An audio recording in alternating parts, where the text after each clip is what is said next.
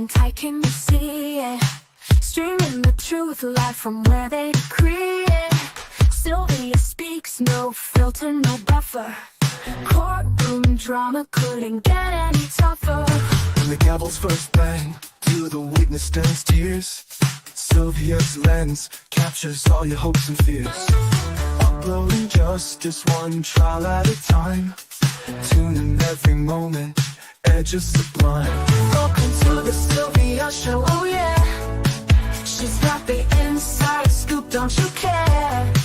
With every verdict, the suspense does grow. So hit subscribe, let's start the show. Welcome to the Sylvia Show, oh yeah. She's got the inside scoop, don't you care? With every verdict, the suspense does grow. So hit subscribe, let's start the show. Faces tell stories, the courtroom can't hide. Sylvia's insights cut through the divide. From jury talks to the lawyer's secret. In Sylvia's world, you know you'll need it. Behind the scenes where whispers are loud, her lens reveals the truth in the crowd. Courtroom secrets laid bare to see. Stay curious with Sylvia's brief. Every objection, every sharp retort, Sylvia's there to give you the report. Exclusive footage no one else can snag. From catchy headlines straight to the tag. Welcome to the Sylvia Show, oh yeah. She's got the inside scoop, don't you care? With every verdict, the suspense does grow. So hit subscribe, let's start the show. Welcome to the Sylvia Show, oh yeah. She's got the inside scoop, don't you care? With every verdict, the suspense does grow. So hit subscribe, let's start the show. Faces tell.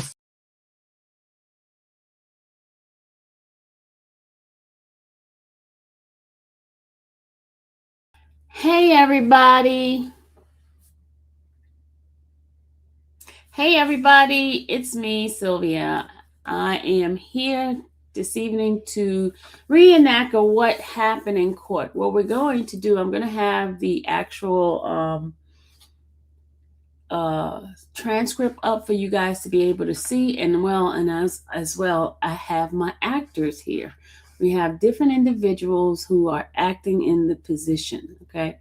Right now, we have our district attorney. Hello, district attorney.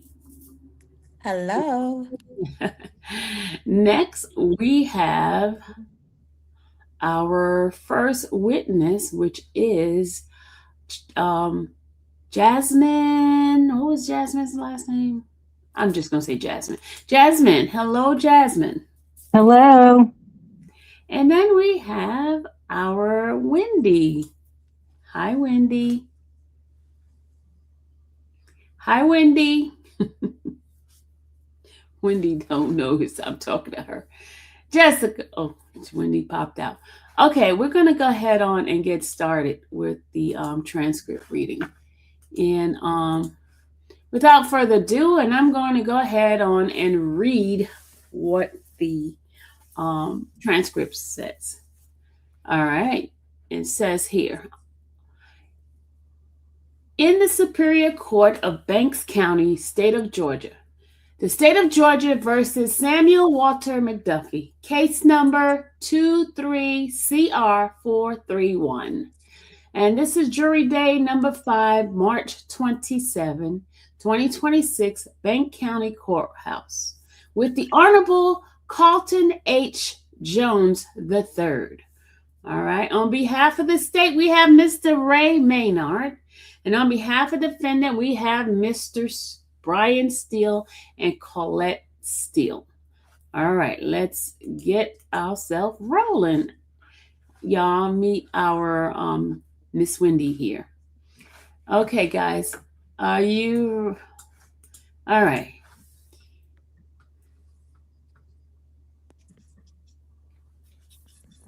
The trial resumes on Friday, March 27, 2026 at approximately 9 a.m. I'm the judge. Thank you very much. I appreciate it. Be seated. Mr. Maynard? Good morning, Your Honor.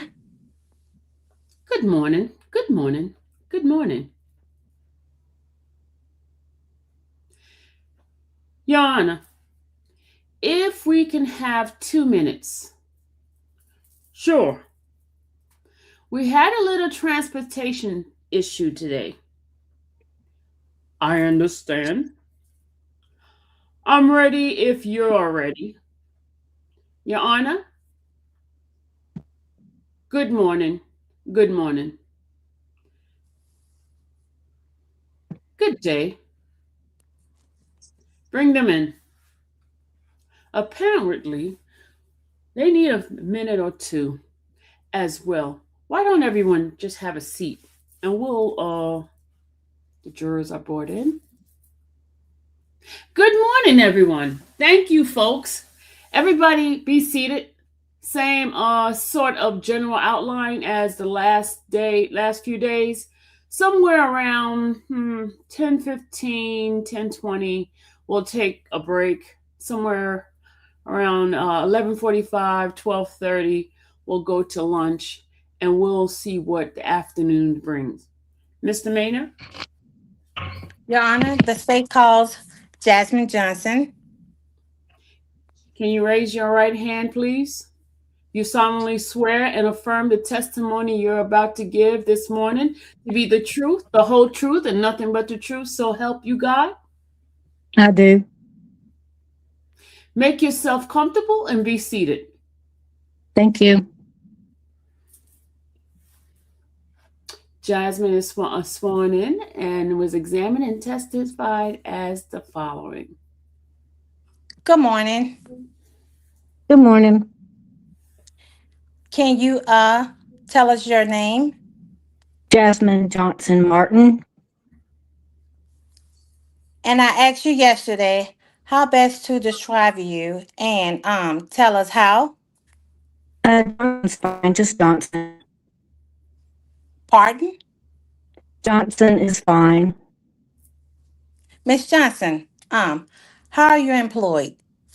I work for the Tree House Incorporated in Winder, Georgia.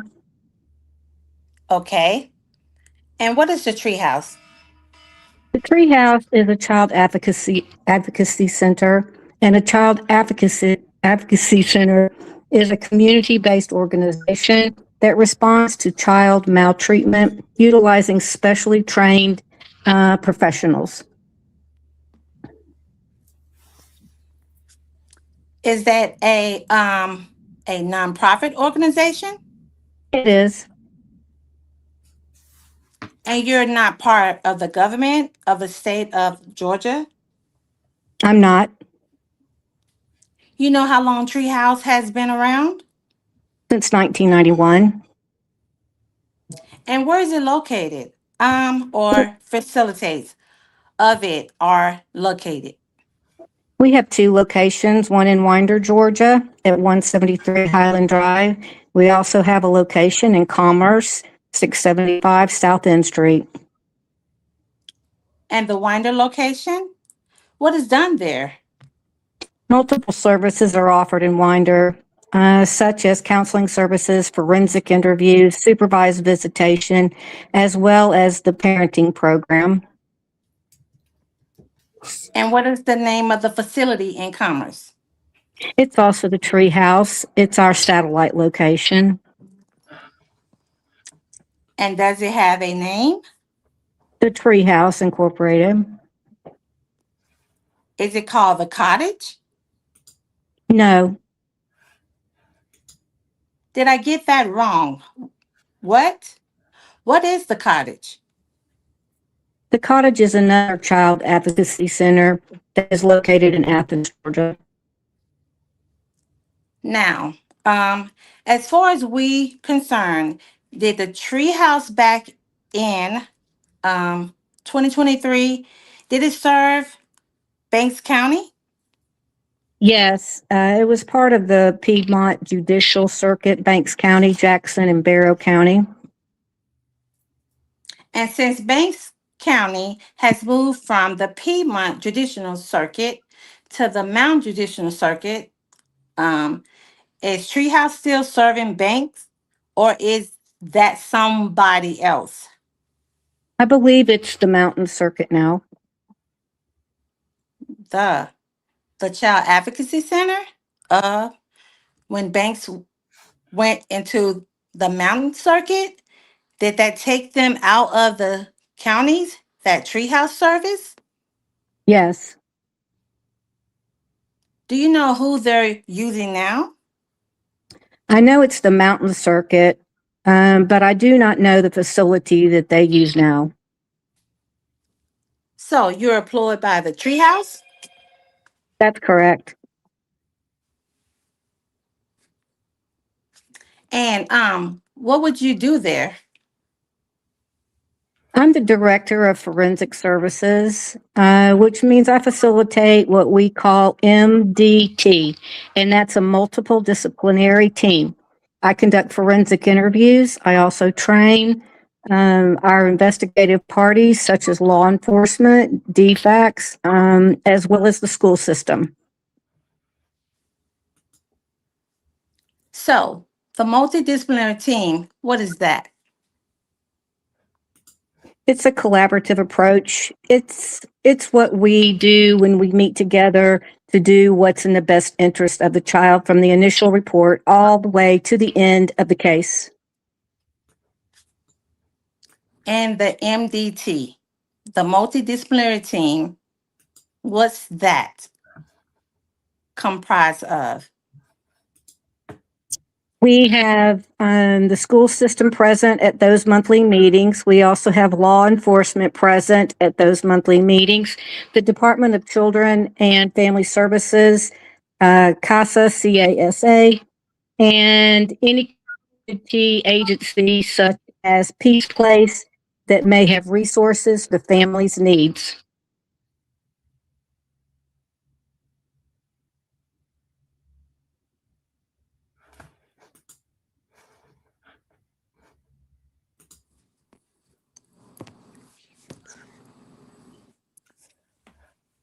We lost you. You back now?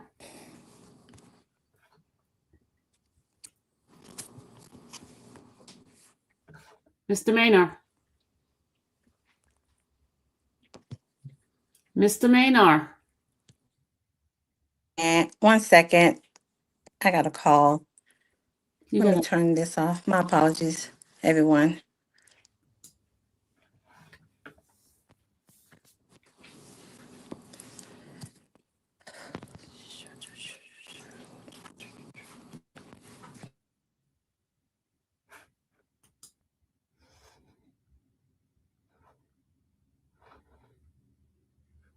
my apologies, everybody. Please hold on, please.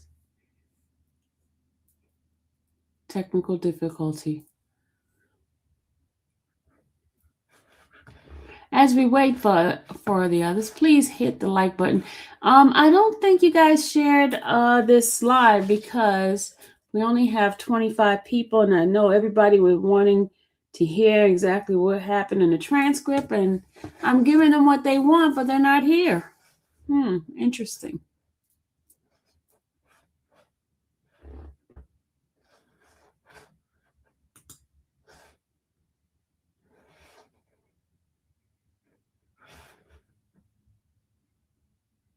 Okay, I'm going to remove Facebook, and I'm going to remove X. You guys come on over to YouTube.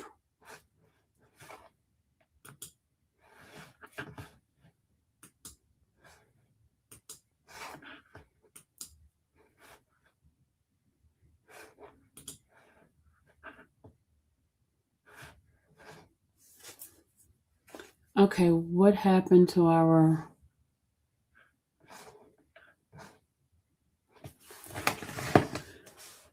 Just 1 second, guys.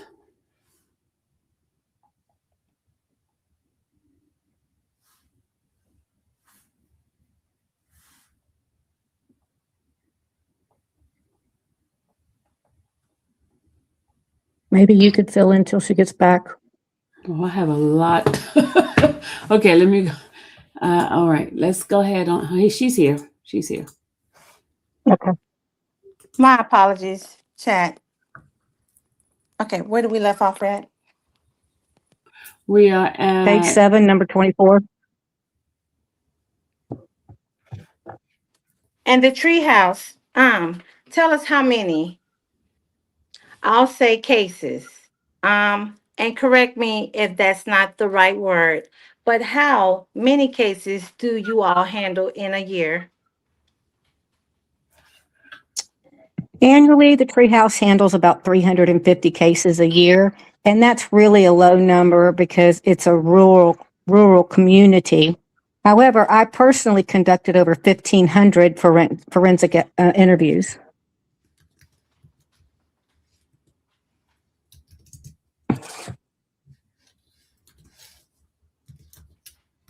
One second, I'm going.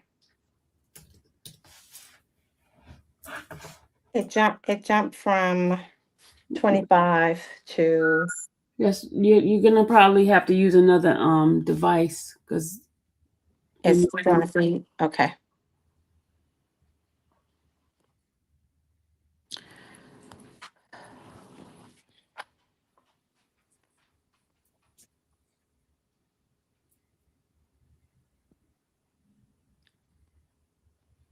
Jess, can you hop in for me? okay. I'll go ahead on. What number are you at again?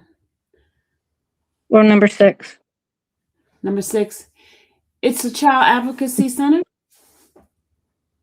Yes, that's correct. So, do I correctly understand that it's mostly children? It is children that we serve. However, we do serve adults with disabilities as well, because we do understand that there's a developmental approach that must be taken when you're dealing with adults that have disabilities. And at the treehouse, what do you have? Do you have a title now? Director of Forensic Services. And what does that mean? It means I am a supervisor for my forensic interviewers. I also train, and it also means that I conduct the forensic interviews as well. Are you the lead forensic interviewer? No, I'm the director. I have a lead interviewer as well. And what is the purpose for looking at for the child that comes in that you seek do you for the child to do for the child? Well, the purpose is just to provide space, a child-friendly, non-biased, neutral space for a child to be able to tell their story. And tell us, please, what your education, training, and experience is to qualify you to be a forensic interviewer for children. I graduated from the University of Louisville with a degree in psychology, focusing on child development. I furthered my education. I participated in a post-bac program as I pursued my master's in July of 2020. Let me slow down here. The court reporter has got to take this down. You're talking fast. Okay, I will slow it down. In July of 2020, I completed the nationally recognized Child's First Protocol. I later conducted and participated.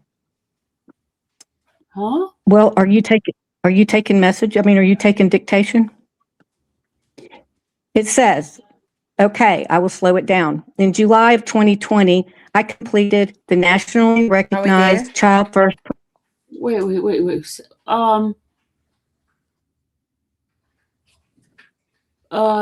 So natural. Where are you at? Because you're cutting in front of her.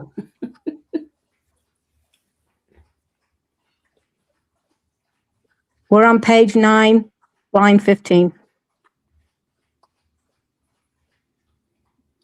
Is she delayed? I'm not really sure. Oh, she must be delayed. Okay, go ahead. I'm sorry.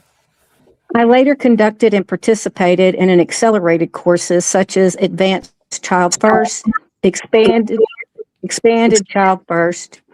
Expanded Child First is a multi-session. We know with the research that it's evolved, and we know that maybe one interview is not enough for the children to be comfortable or feel safe enough to be able to disclose.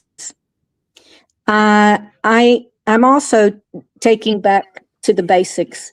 That's that's an additional training course that interviewers can take as long as they have a certain number of interviews under their belt. So you mentioned two things. I'm going to ask you both of them. For child first, what is that? Child First is a nationally recognized protocol utilized at child advocacy centers.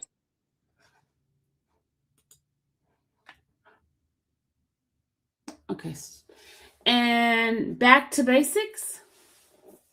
Back to basics again, that is just an accelerated course. We are required to take at least 10 hours a month in child sexual abuse in the process of disclosures. Therefore, over the past 6 years, I have about 780 hours of training. How many? 780. Now, you men, you use the word protocol. Tell the juror what you mean by protocol. The Child First protocol is a semi structured protocol that we use, so it has phases to it. The first phase of the protocol is what we call the rapport building phase. During this phase, you are orienting the child. You also are empowering them with rules, and we call them rules, but they're empowering tools. Letting children know to correct me if I get anything wrong. Many times, children don't think that they can correct adults because of the power dynamic. We also remind them if we use any big words that are hard to understand to let me know that because many times children will kind of just look and smile if they don't know what you're asking. So it's very important for the interviewer to be able to not only understand their verbal ability, but also their nonverbal ability when asking questions. So during that rapport building phase, we get to know the child. Things like they don't like, things they don't like. And then we do, after the rapport building, we have a narrative practice phase of it, but it's semi structured for a reason. So if I'm interviewing a young child, a little child, we want to do things in 5-minute increments. If we spend a lot of time in narrative practice, then we may not get to the rest of the protocol, if that makes sense. So, narrative practice, then we go to transition to the topic concern. We utilize very open ended questions. Tell me everything you came to talk about today. And that gives the child an opportunity to share whatever it is that they want to talk about today. I'm sure that after transition to topic of concern, we go to exploring those details. So once information has been obtained, we can explore those additional details. And then the last phase of the protocol is what we called a closing, a respectful closing. You want to orient that child back to a neutral state, wherever they were when they first came in. You want to get them back there, and then we close. So that's what the protocol is. I'm going to ask you to slow down again, too. I think we're getting it. But really, the court reporter, you're making her work for a living. My apologies. I'm from Chicago. We speak a little fast. And in addition to your required training hours, do you keep up with pertinent articles, studies, things of that nature? Absolutely. We participate in what's called peer review. A peer review is a structured, collaborative approach with specially trained interviewers and mentors where our work, our body of work, is critiqued. Not only that, because forensic interview is always evolving, we are able to keep up to date with the research and make sure that our interviews are legally defensible and adhere to the best practices. And prior to being with the Tree House, did you have any experience prior experience as a forensic interviewer? Yes, prior to working at Treehouse, I worked at Southern Crest Sexual Assault and Child Advocacy Center. I was the lead forensic interviewer at that location. And at that location, I conducted about 650 interviews. 80% of my interviews are child sexual abuse, while the other 20% would be like witness to a crime, physical abuse cases. And the Southern Crescent Child Advocacy Center, where's that? Hampton, Georgia. 3 years? That's correct. And you were the lead forensic interviewer? That's correct. Now, I believe you testified. Correct me if I'm wrong. That um, you have personally conducted, I believe you said 1,500 forensic interviews. That's correct. And of that 1,500, well, first of all, do you have a name for children 5 years and younger? We call them littles. So, of the 1,500 forensic interviews you have conducted, how many would you say were with littles? Believe it or not, we see a lot of littles. I would say about a third of those interviews are with littles. Have you, in the course of your career, have you testified in court as a forensic interviewer? I've testified in court as an expert witness, not only for my cases, but for other interviewers as well. Approximately 30 times in Henry County, Barrow County, Jackson County, Coweta County, Chicago. It was in Cobb County there, South Dakota, just to name a few. Now, Ms. Johnson, on May 25th, 2023, did you conduct a forensic interview with Emerson McDuffie? I did.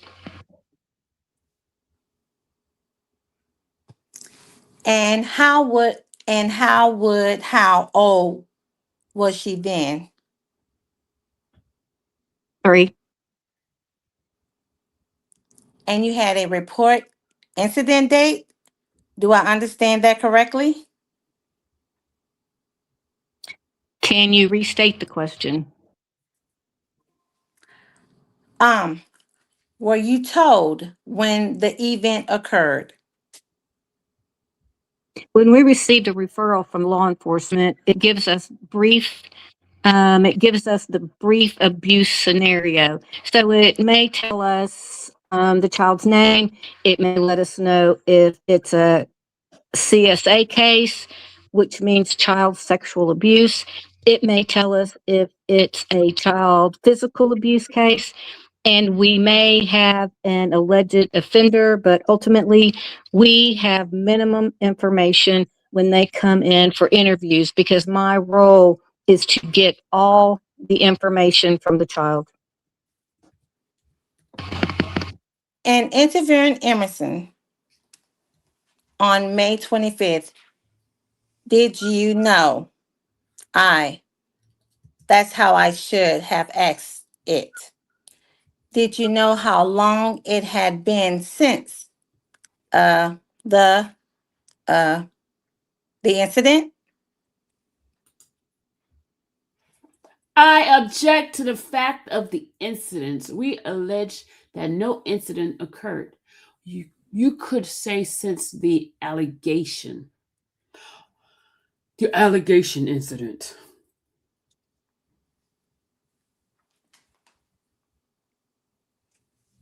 The alleged. Do you know? No. Now, you, let's see, how do I want to ask this? You talk about the protocol for interviewing a child. Did you follow that protocol in your interview of Emerson? I did. And when you interview a child, who's all in the room? When we interview children, it is only the interviewer and the child in response to maltreatment in that interview room. And that's just to protect the integrity of the investigation, as well as any evidence that may be obtained, which is why we also don't meet with the caregivers. Is the interview recorded? It is.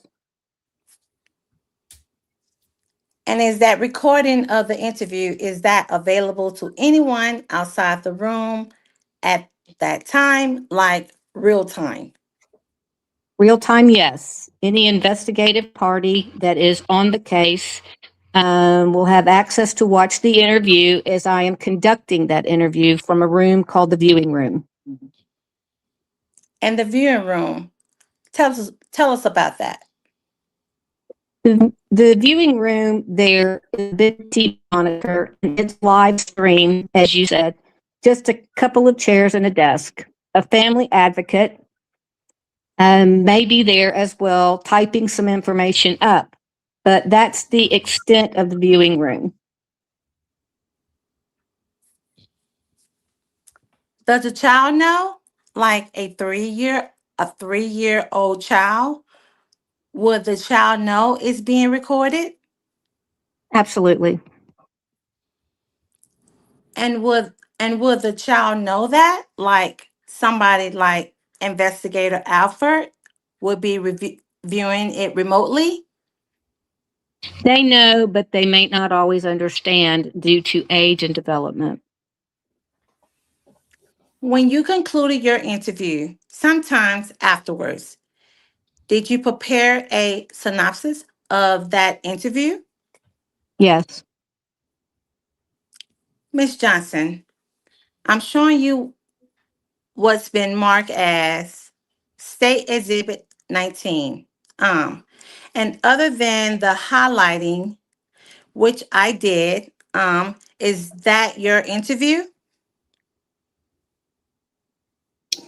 Now, I want to be very clear because I'm actually in the interview room. I wouldn't be able to actually type a synopsis. So an advocate would be typing as I am talking in the forensic interview room. So we always let investigative parties know that. This isn't the evidence that police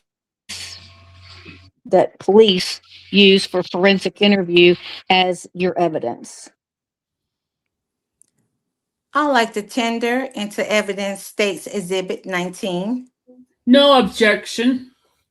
States 19 submitted. So, the interview has been recorded, you said? Yes. And how long would you say that interview went? About 45 minutes. And in that 45 minutes with Emerson, did she disclose any sexual abuse? She did not. Did y'all hear that? She did not. Okay, sorry, y'all. I had to say it for the people in the back. Go ahead, y'all. Were there any indicators of sexual abuse? It is not uncommon for littles to not disclose sexual abuse, even if asked directly. Many times, children have a hard time interpreting and understanding what's going on in what we call a secret world. They oftentimes don't have the verbal ability to describe the acts that are happening. Does you being a stranger to the child, does that affect from your training experience, does that affect a child's willingness to disclose? Absolutely.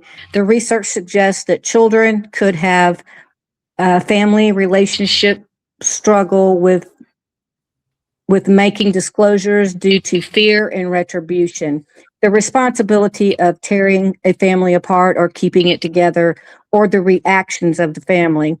So, therefore, when a perpetrator is non family, there's not a lot of, fear with having to tell. So, there's not many, there's delayed disclosures all the time. However, children tend to tell more frequently and sooner when it is someone not related to them versus a family or caregiver. Um, have you read any studies beyond your personal experience as to how often a 3-year-old, would not disclose in a forensic interview? There was a study in 1991 by Tina Sorensen conducted this conducted this study. It was 116 children that sustained sexual abuse. And when I say sustained, there was pictures and video. 72% of those children denied the allegation initially, even after being shown the graphic image.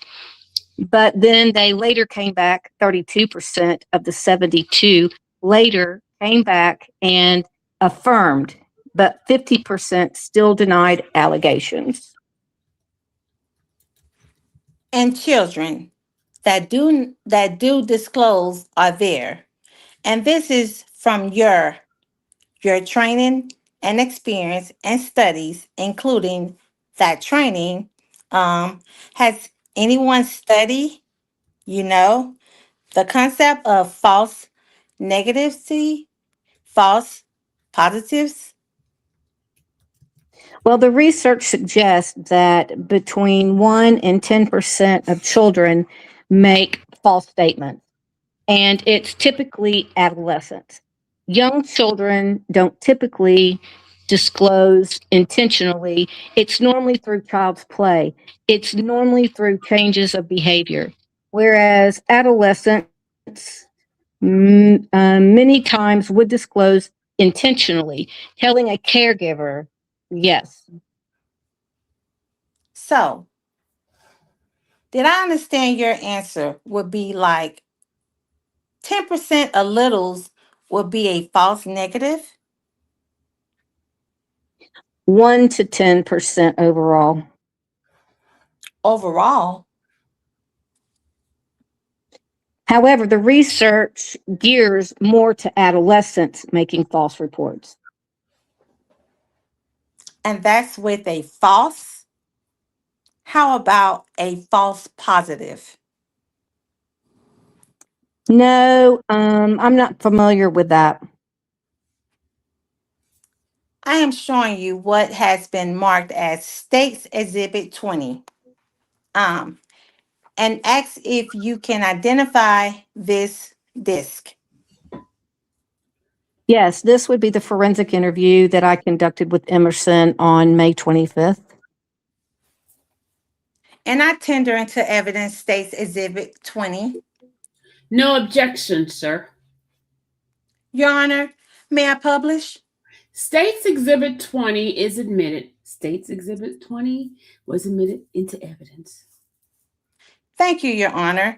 May I publish that? Yes, you may.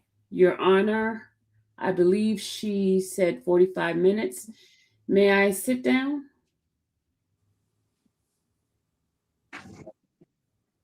Yes, sir, you may. Why did they put the court there twice? They made a mistake. Go ahead.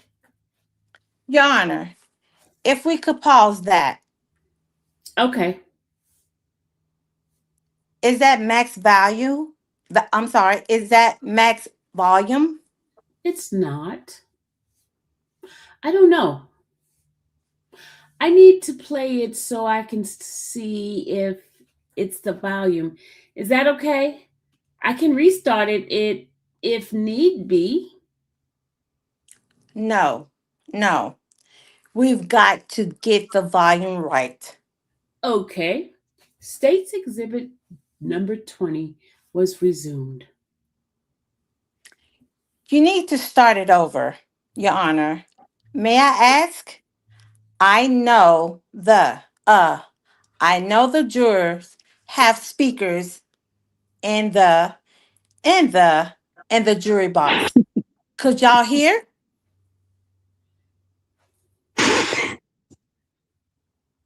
Okay, thank you. Go ahead.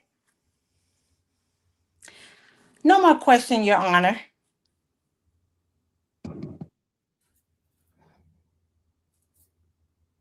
Then let's take 15. Mr. Steele, start back at 10:30.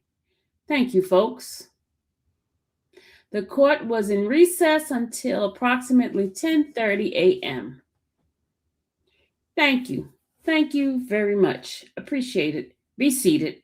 Be seated. I'm ready if y'all are.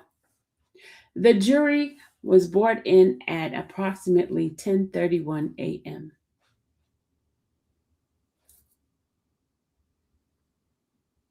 Cross-examination of the witness, Jasmine Johnson, by Mr. Steele.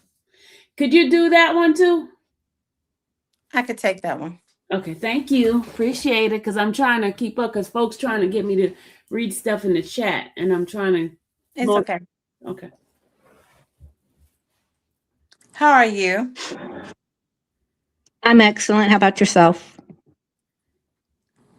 Good to see you. Thank you for what you do for everybody. Thank you. So, I'd like to go through a couple things. But first, just because it's fair to jurors, they hear about an exhibit and they may not see it. So, state's exhibit number 19 is in evidence. I just would like to read it with you if we could, okay? Okay with you? It is. Your Honor, can I approach?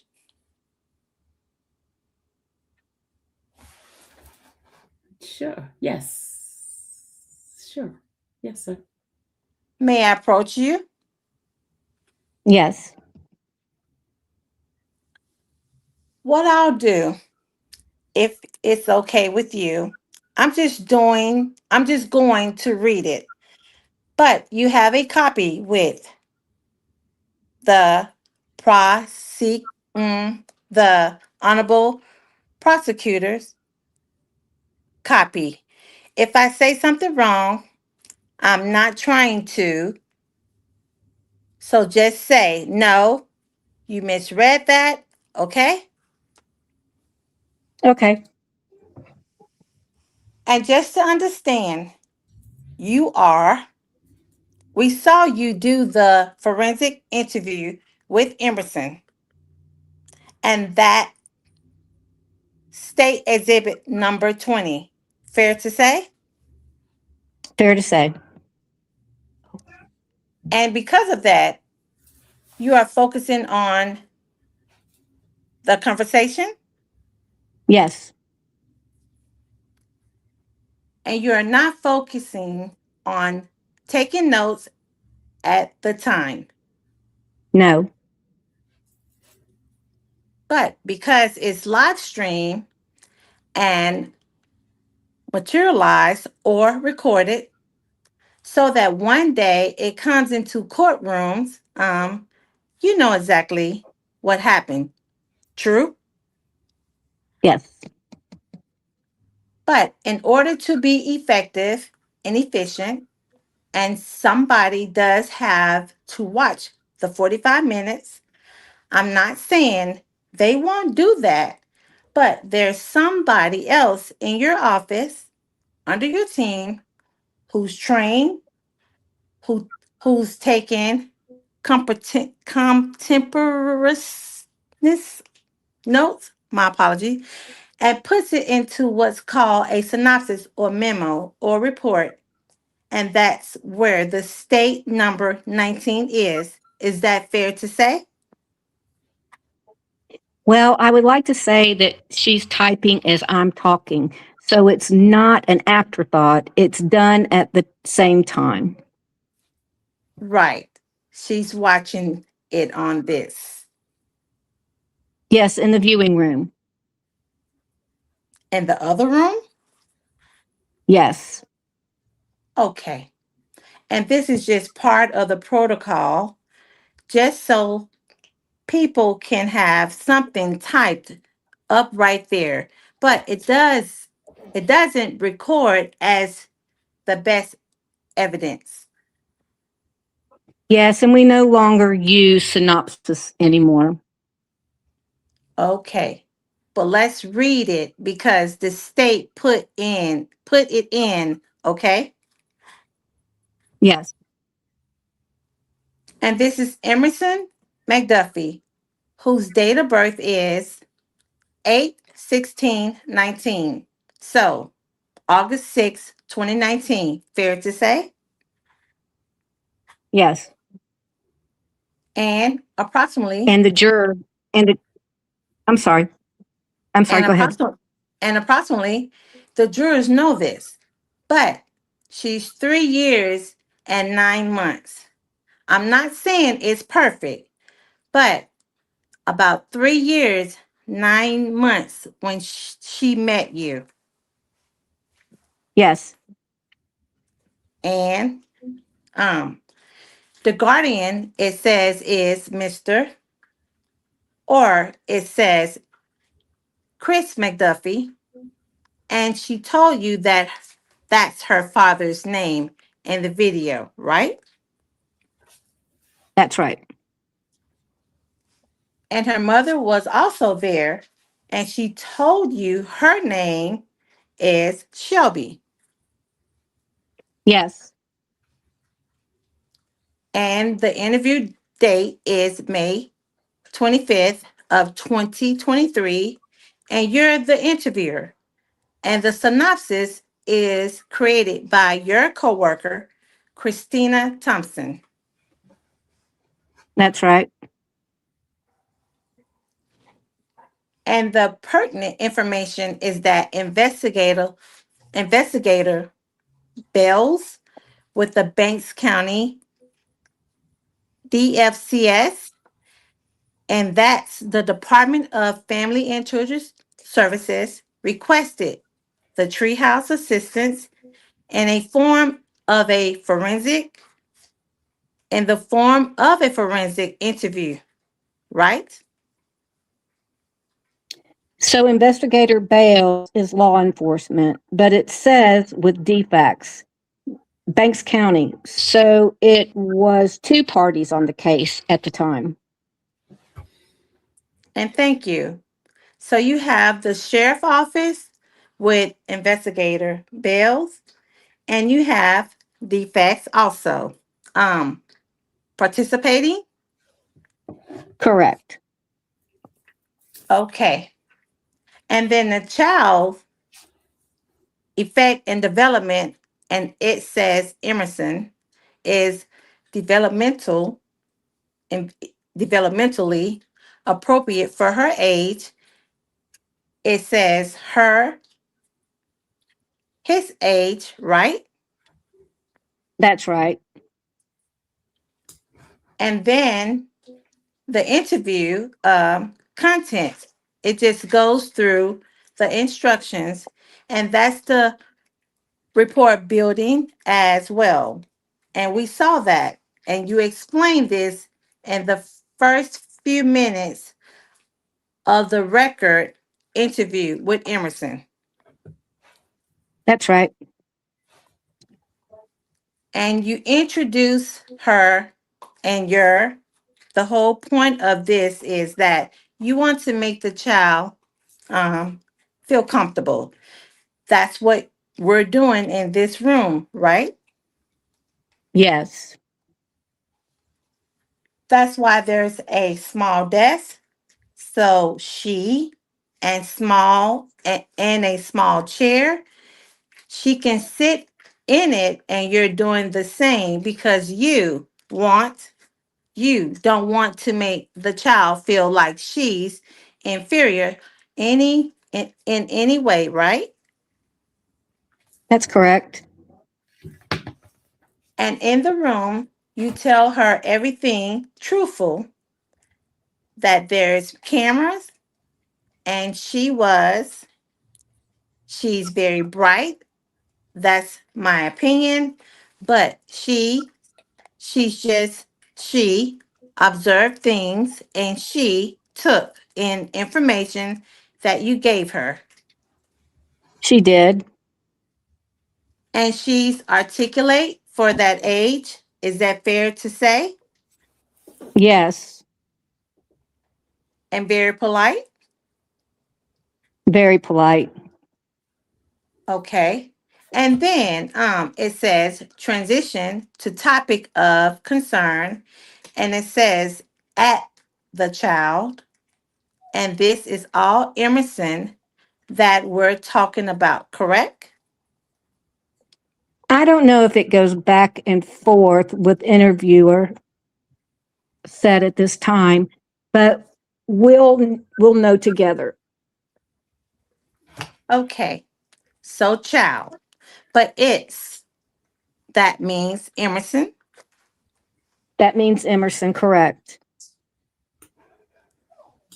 Talks about taking a bath, mommy and mama help her wash her hair, Yes.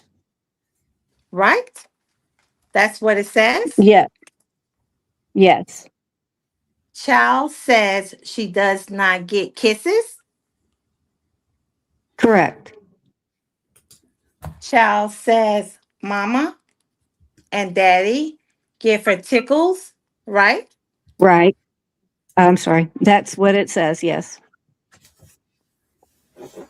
Child identified female drawing most like her, and says the other is a body, and those are the pieces of paper that you were writing on. Yes. It's an anatomical drawing. Child identifies the body parts. Yes. She labels knees. I've never heard of it. What's knees? And what was that? Oh, I think it's Nini's. That was the Knees. breast. Yeah. Okay. Thank you. Tootie and butt. Child denies anyone touching those parts. Child identifies areas that mommy or daddy has touched. She lays, I think it says, mom, put lotion on her. That's what she'd say. Yeah, okay. Child said she would tell mom if someone touched her. Yes. Child said she told mommy about a time already. Yes. Child said it was mom because mom does that, or because she does that. Yes. Okay. Child denies telling mom about someone else touching her body. That's correct.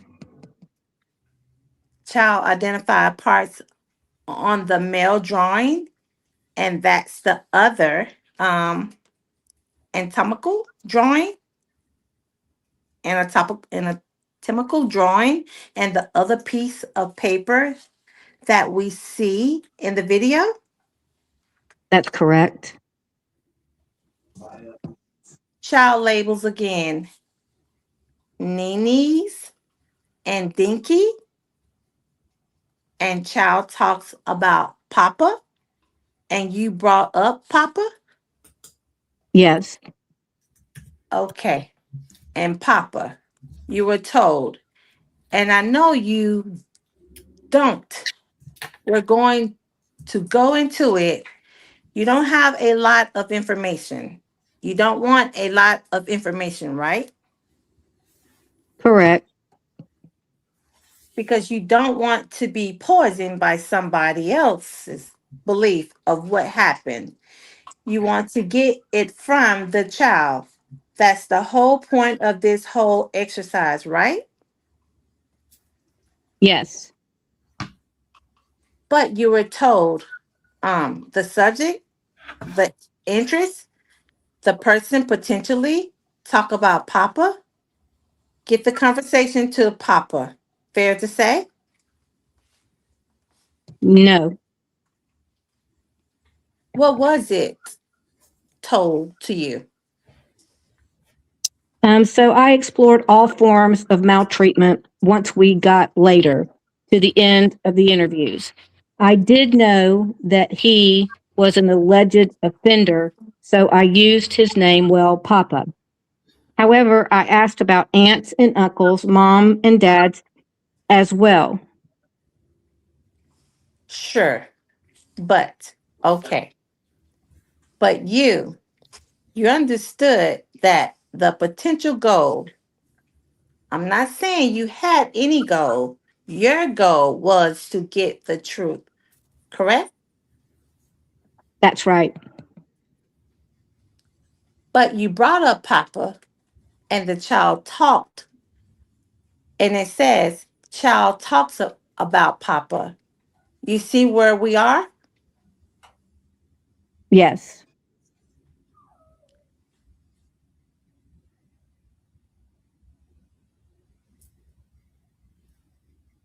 Did she get a call? All right, let me let me read it.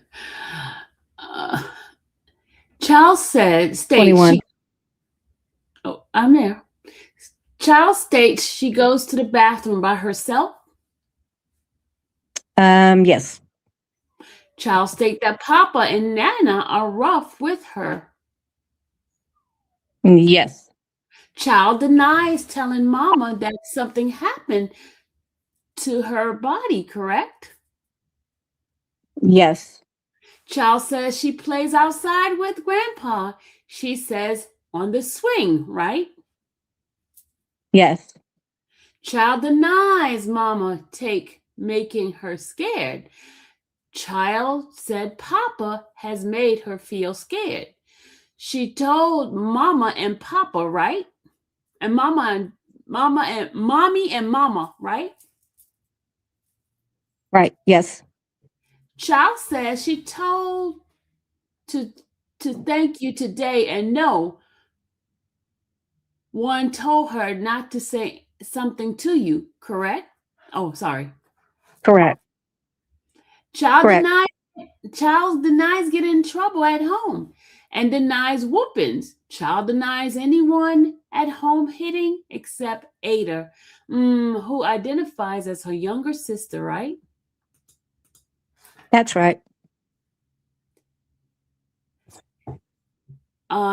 Hits her and she tells her no. And it's 2 pages, but that's what the jury got. Yes. Okay, now, it used to be that there was no protocol on this type of allegation. Is that true? That's true. And with the sciences, are you a teacher? I am not. Okay. Do you write? Do you author any other materials or publications? I do not. Okay. I have it here. Okay, but you're a student and you're a learner I am. and a practitioner. That's correct. And what was used to happen before you were practicing? But you study, it seems like, right? That's correct. And it's important to do the study because I may say something that's a joke where an adult may misunderstand, and the next thing you know, you have a false allocation. Yes.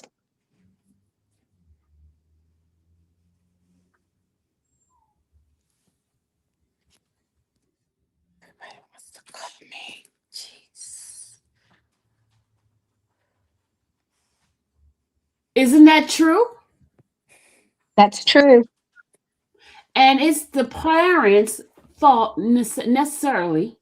Sometimes it could be the parents' fault if they have an agenda. But sometimes a parent gets in hysteria and thinks something happened to their child. And even innocently, they start saying things to the child that suggest the answer. Is that right? That's true. And what happens is this is like a cesspool of, even if everyone has proper intention to protect the child and the child's a survivor, what can happen is the child be misunderstood. And the next thing you know, because the child is being encouraged to say this allegation that didn't happen, the child starts saying it and repeating it as that true. It's As, possible. and eventually, if the child is young enough, the child really believes it themselves. Even when they get older, false memory. You know what I'm talking about? I do. And that's true, correct? It can happen. What if the parent is an ultra or hypersensitive to no one's going to touch my baby? No one's going to lay their hands on my baby. I'm going to protect my baby. If the child says something, even in a joke, the parent may be the bad person to interview the child. Isn't that true? Parents should never interview the child. Okay. That was going to be my next series of questions. Even you, and God forbid, I'm not going to use me. I'm going to use me. I don't want to use you. If I had your experience, training, knowledge, and if my child, God forbid, came to me with an outcry, even if I had 1,500 interviews of children, and if I had 500 interviews of littles, I am trained. I am the wrong person to interview my child on that outcry, correct? That's correct. And that's because you mentioned earlier there is a power dynamic here, right? Correct? Not only that, I mean, the reaction that I may have may affect the child. Right. Because if my child comes to me, God forbid, and tells me, Papa touched my tootie, I may give, even if it's not verbal, I may give a nonverbal reaction to the child, meaning I want the child to say that the child scared. It's okay now. They're safe now. I give a child a popsicle, and I may be giving all the wrong information to this young child, right? It's possible. And the plants in the child, and that plants in the child the opportunity. I'm not saying the child is evil. I'm saying the opposite. An innocent child could be misled into repeating a false allegation. It's possible. So what happens when it was the ton of research. It was a ton of research, though through billions of dollars, and you said nationally, it's actually internationally, correct? That's correct. That's right. Go ahead. I mean, this is around the globe. Mm-hmm. This study is we are with the development of young children and anticipating what the young child means.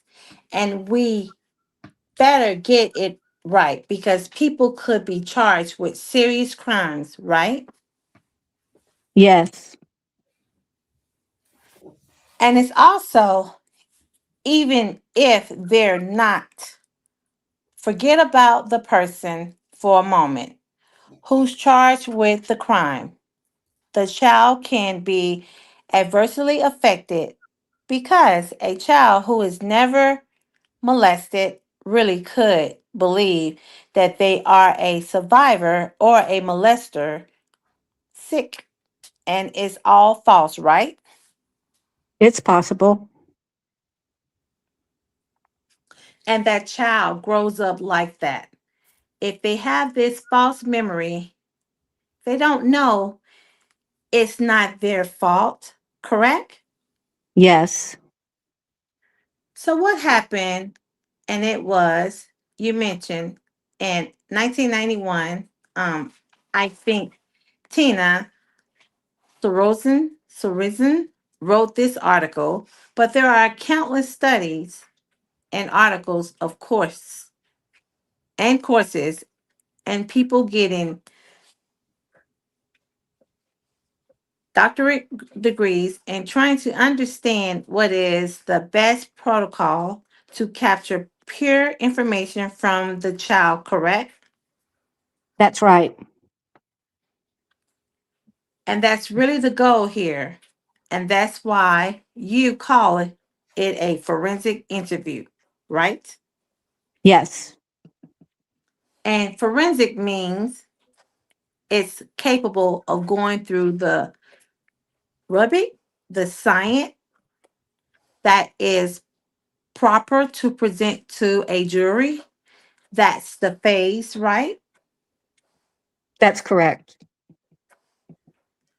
And that's why we don't let a parent in a perfect world interview the child when there is an allegedly an outcry, right? Right. But if a parent does interview the child, that could lead to severe, bad, adverse, wrong, unjust consequences. Possibly. Now, the interview. Over the last 4 years, with the protocol you set up, is we now record. I mean, we are not doing these interviews based upon, you know, and I'm not trying to use you again, but the interviewer's word anymore, right? That's correct. Because we need, even the best interviewers could make mistake and say something to the child that could lead the child in the wrong direction innocently. Yes. And that's why we have peer reviews also, right? That's right. Because we're constantly checking over each other's work to try to get it right. Because this is so important, right? Yes, I am correct. you're correct.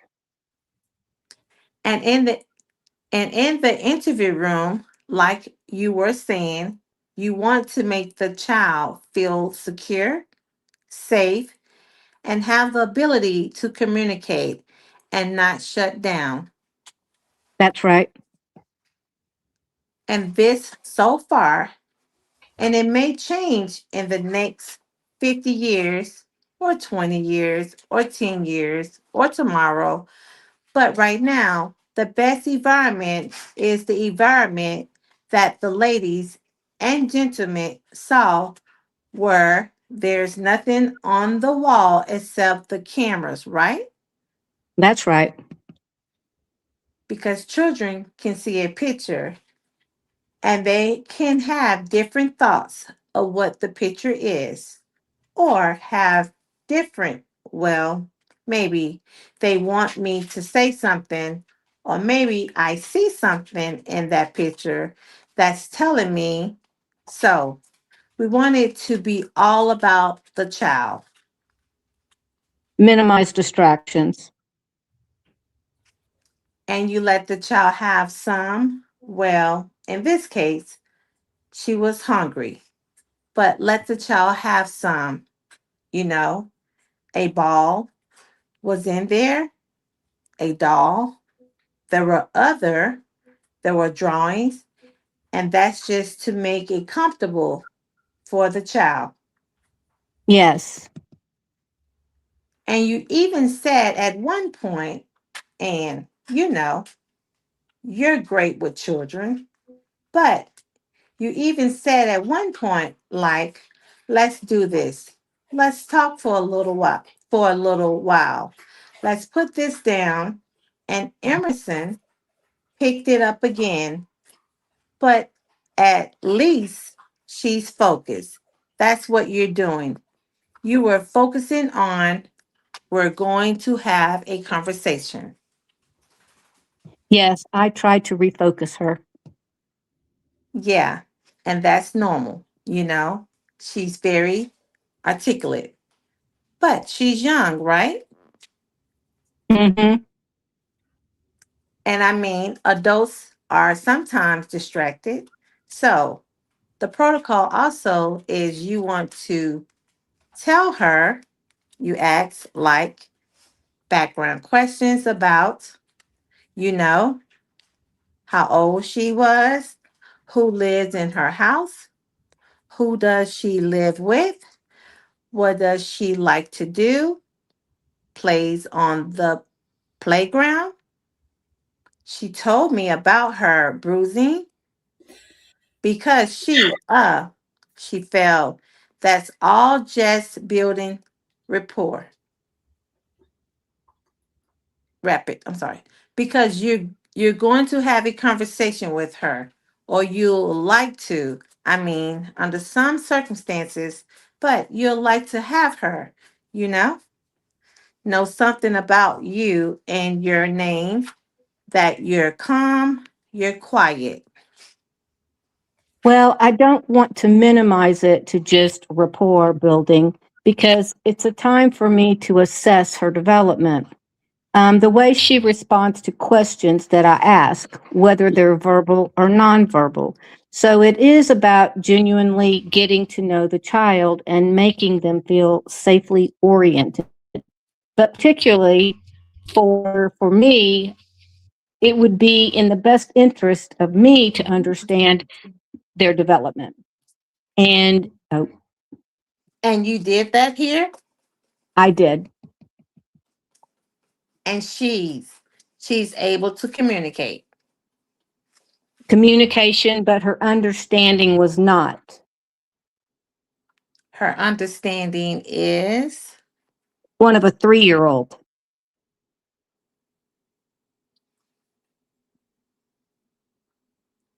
typically I mean, she's developing. She's perfect. She's developing normally.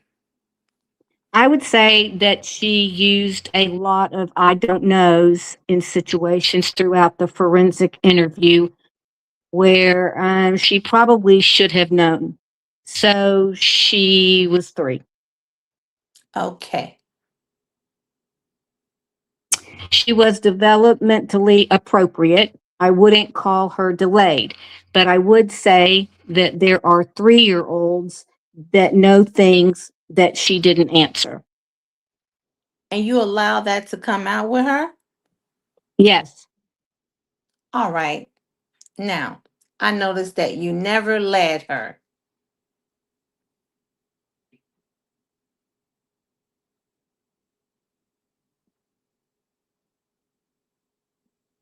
No?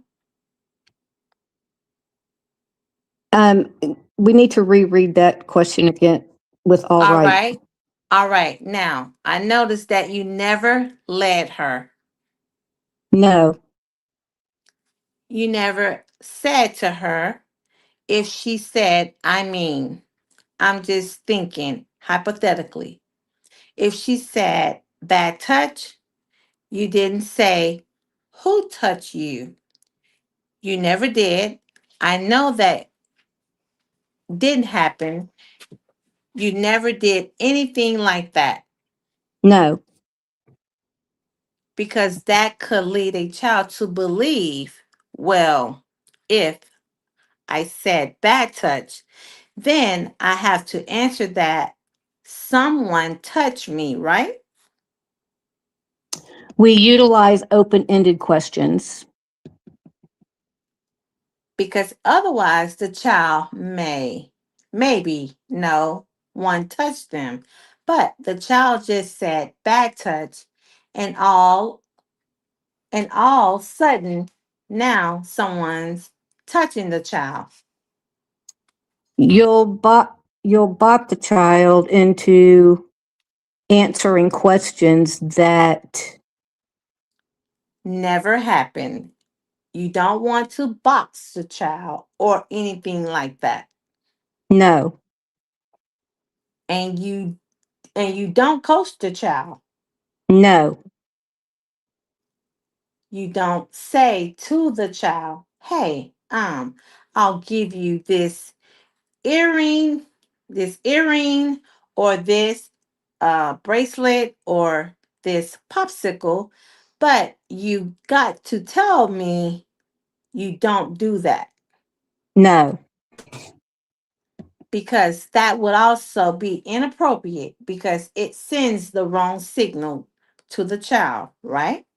Yes, You may get a false statement from the child possibly. and you don't tell the child God is proud of you for telling. No, Jehovah proud of you for telling. not a child advocacy center. No, Right. Because that wouldn't be getting the truth. That would be almost telling the child how empowered the child is by saying something. possibly. And that's just wrong. That is not what we do. It is not what an interviewer would do. No, Right. Also, we believe today, and it's still going on, but we believe today that this is the best method to find out from the child herself or himself if they were really, God forbid, molested. yes, Now, with regards to the sub, I have a problem with my S word. Sorry, chat. that's Of okay. the child who is this age or under 5, I guess. I don't want to Yes, do under 5 because then we can get really young children? So, as age increases, suggestibility decreases. And 10 is kind of the stable that the research talks about. 10 and under are more suggestible. And then as they get older, of course, you're less suggestible. And a child who's under 4 years, or if it's 4 years, 9 months, or 3 years, 9 months, or more suggestible, research shows, right? Yes, And suggestibility, just simple, means that if somebody, I'm not saying it was intentionally, but if somebody even unintentionally told the child, it's okay to tell me, it's okay to tell me, Papa, touch your tootie, that suggests to the child, potentially, okay? I'll say, Papa, touch my tootie. not necessarily suggestibility means someone makes untrue statements based on perceived pressure from someone else. So the person doesn't actually have to say anything for a child to feel like it was a suggestion made. So I hear. Well, you're talking about coaching. So I gave a direct example of a coaching, I guess. You gave coaching, yes. Okay. So give me an example of suggestibility. Suggestibility is, well, my child comes to me and tells me something, and I get very upset. So just my reaction alone could make that child maybe not talk to people or tell people. It may not be it may not be not disclosed, but my reaction alone to what he or she may have told me can influence them either way. And that's what we don't want to do. We don't want to influence the child. We want the truth from the child. That's right. All right. Now you actually did another interview in this case of another child. When I say this case, a related, I don't really, Yes, yes. another family member. Companion case is what we call it. Okay. That Ariel Lance, is that true? That's right. And Ariel is Ariel. That's right. Lance is Lance. Yes, And she's approximately a year, well, 11 months older than Emerson. Is that true? that's true. So she would have been approximately 4 years and 8 months of age when you interviewed her, right? Yes, And you interviewed her just a few weeks after you interviewed Emerson. So it would be June 8th of 2023. that's right. All right. I want to show you what I'll mark as Mr. McDuffie, number 23.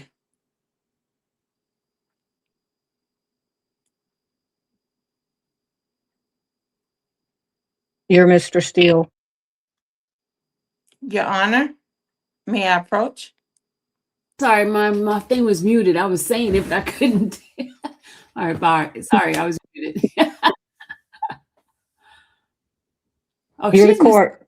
Yes, I'm a, yes, yes, sir. yes, sir. May I approach, Your Honor? Yes, please.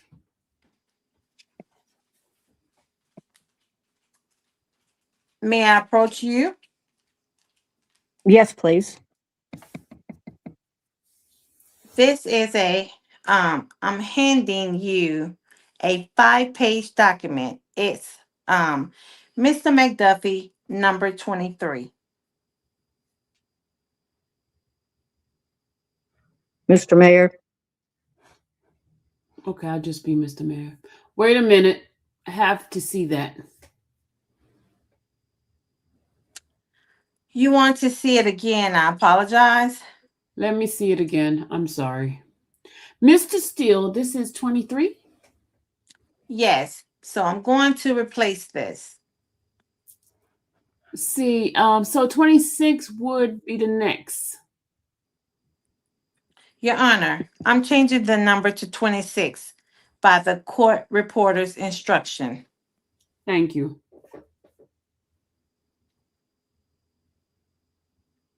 Mr. Mayor? Mr. Mayor. Good. You're good. I look like it here. May I approach? Yes, sir. Okay. I'm showing you Mr. McDuffie and I wrote all over it. So you tell me I would change it and make it better. That should be Mr. McDuffie, number 26. Okay. And just look through it. Make sure the page looks like you recognize it and tell the ladies and the gentlemen what it is. If you do not recognize it, and if it's accurate. Okay.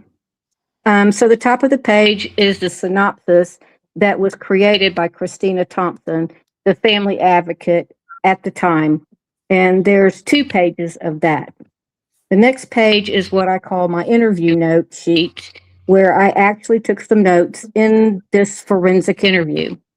Then the very last page are the anatomical drawings that were referenced, the male as well as the female. Your Honor, I'll move for the admission of Mr. McDuffie, number 26. Okay, yes. Oh, sorry. No objection, Your Honor. Mr. McDuffie, 26 is admitted. The defense exhibit McDuffie 26 was admitted into evidence.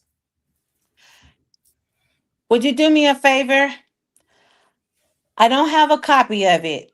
Would you just slowly orient the jurors to what it is you know? Sometimes exhibits don't go back with them. So they may want to take notes or whatever. Okay, would you like me to read it the way that you did?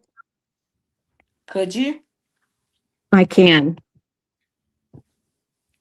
And then you need to explain something, though, like you did before that, It's going to be, I assume. Yes, I can do that. It's going to be the same scenario where it's being watched live and, could you just explain the whole process? Yes. So, name Ariel Lance, date of birth 9/15/2018. She was accompanied by Lindsay Lance and Christopher Lance. The interview date is June the 8th, 2023. The interviewer was myself, Jasmine Johnson Martin. The synopsis was created by Christine Thompson. Pertinent information, Investigator Alford with Banks County Sheriff's Office, requested assistance of the treehouse in the form of a forensic interview. The child's affect and development, it says Ariel is developmentally appropriate for his or her age. Interview contents. So it starts with intro report because that's what I did. It says that I transitioned to the topic of concern, and now it has a little more information like the last referral. Child nods when asked to tell the truth today. Child talks about Mimi and Papa and Harley, their dog that died. Child states that Mimi is Janet and Papa is Papa. Child states that she has a Nana and a Papa. She doesn't know what people call them. Child said she has another old Papa who lives by himself, and she gets to see him. Child states at Mimi's house, she sleeps with Mimi because she does not have a bed, and Papa has his own bed, and Gunner sleeps in a crib in Mimi's room. Child says at Nana's house, she sleeps with Nana, and Papa sleeps upstairs. Child denies staying the night anywhere else. Child said Daddy talked to her about coming, and Mommy told her she was going to the doctor. Child denies anything happening to her or anyone else. Child talks about playing outside last. Child said she takes a bath at home, showers at Nana's house, and a bath at Mimi's house. Child said Daddy and Mommy wash her at home, and they wash her body. Child states that at Mimi's, she washes her. Child states that at Nana, she washes her. Child states that she gets kisses from Mom and Dad on the lips, and it makes her happy. Child says she gets hugs from Mom and Dad on her arms. Child denies any tickles, then says sometimes they tickle her back or tummy before bed. She says it feels good. Child and Mimi and Papa and Grandma give her kisses on her cheek. She says it's good. She gets hugs there too on her hands.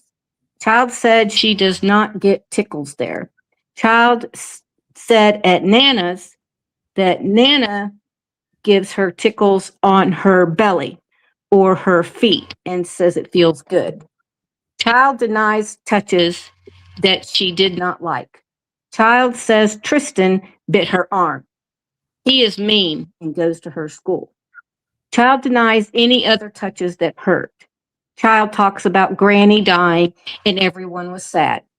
She says when she is sad, she cries. Child identifies body parts. Child identifies herself as most like the female drawing. Child labels private parts as boobies, and I don't know, says it is to go to the potty.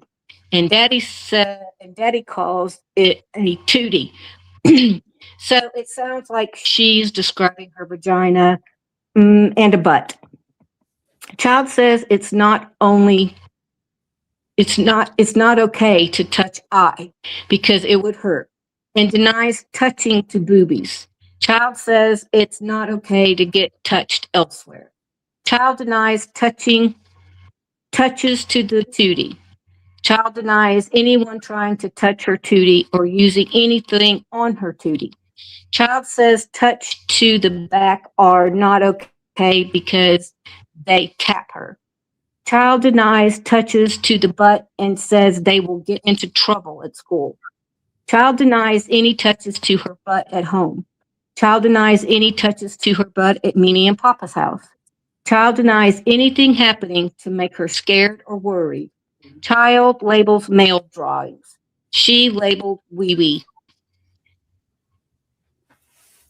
Could you just do me a favor? There was a noise outside. Can you just repeat the last maybe 2 sentences if you don't mind? Okay, let's see. Child says, Thank you. and you let me know if I went back far enough. Child says touch to back are not okay because they tap her. Child denies touches to the butt and says they will get into trouble at school. Child denies any touches to her butt at home. Child denies any touches to her butt at Mimi and Papa's house. Child denies anything happening to make her feel scared or worried. Child labels male drawing. She labels wee wee and butt. Child denies anyone showing her body parts. Child denies anyone asking her to do anything to them. Child does not know how she learned.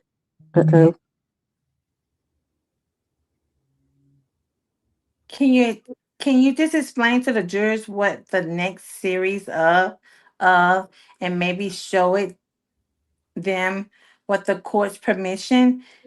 Just make sure the judge is okay with it. But the next series is Mr. McDuffie Exhibit 26.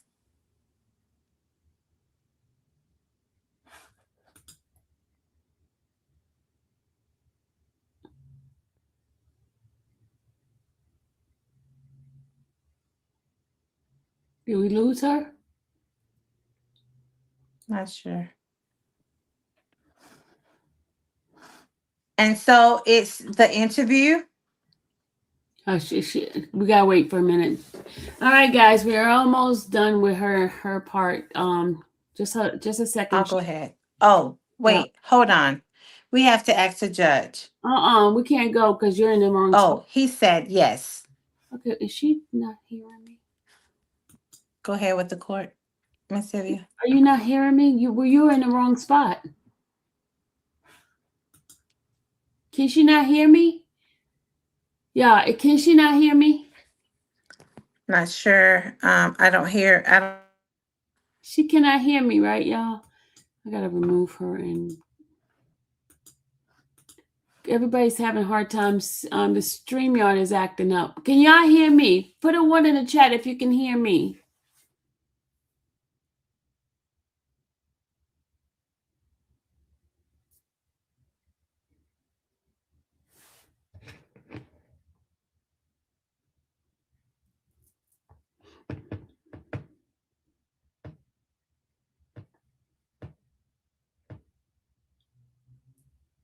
You can hear me. Thank you, Cynthia. I'm not sure what's going on with StreamYard. They're definitely having problems right now. It might be a good spot for us to stop on. We're on page 47, line 1. I don't know if they're not even coming back in. I don't know if something's going on with the link.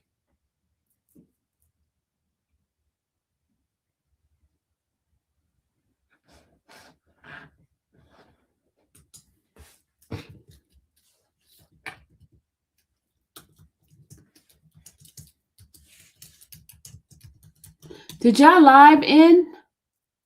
She's saying she said no sound, live ended. That's she said her live ended, but I still have live on.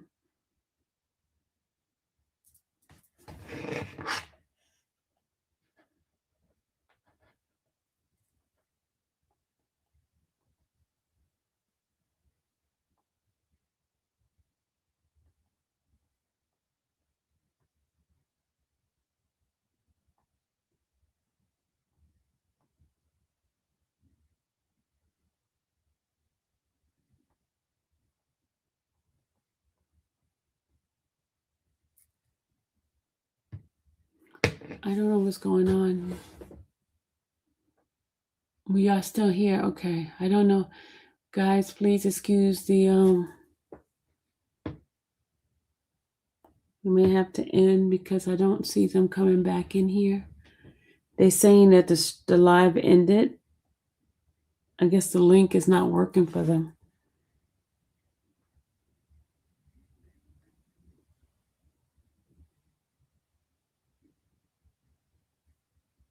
Oh, okay, there she go. Okay, you didn't hear her? You didn't hear us? I did not. Okay, I'm trying to see if Miss Jasmine is coming back. Her thing might be messed up too. We're gonna end it here. We're gonna end on page 46 because we have too much connection problem. Okay. Okay. All right, guys. I'm going to end this right here. Just remember to remind me tomorrow night is we are on page 47, verse 47, line 1. Okay. Anybody in the chat, just remember. Serena, help me to remember. Page 47, line 1. I wrote it down for you, Miss Sylvia. All right. Thank you so much. All right, everybody.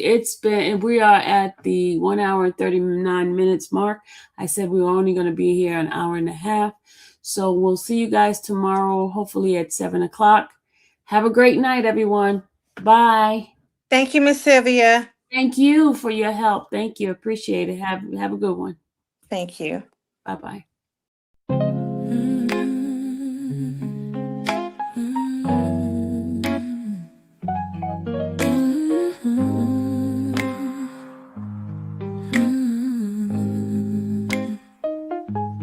Thank you for watching the infamous Sylvia channel, where laughter and fun make up our panel. Together we build this digital spree. We appreciate you and our growing family.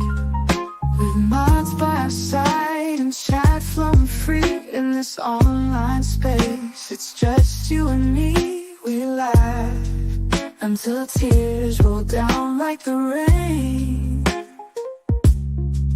In this virtual world, you ease all my pains. We're a family, not just a show. Every click and comment makes us grow. Mods and chat, keeping the vibe so right. Together we shine like stars in the night.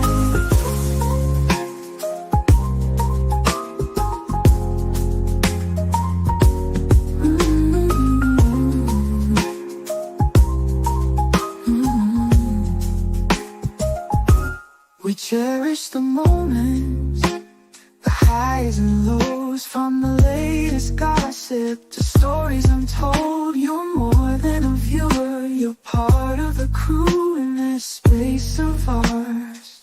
It's all because of you. This digital world where emotion is shared, every post and reaction showing we care.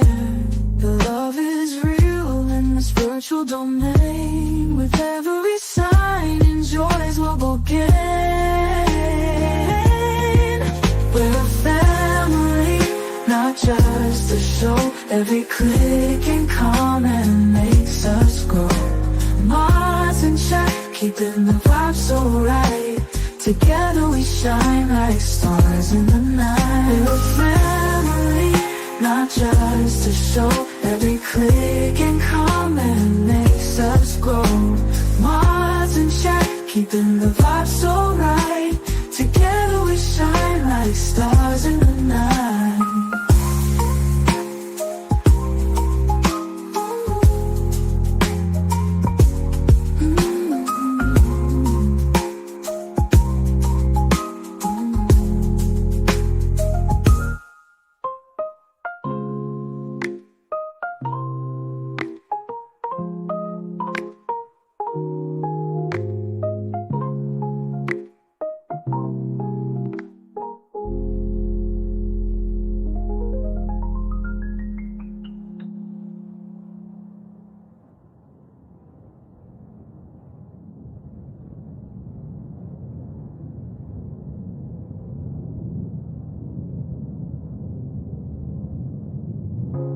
This digital world where emotion is shared, every post and reaction showing we care. The love is real in this virtual domain. With every sign, enjoys what we'll gain. We're a family, not just a show. Every click and comment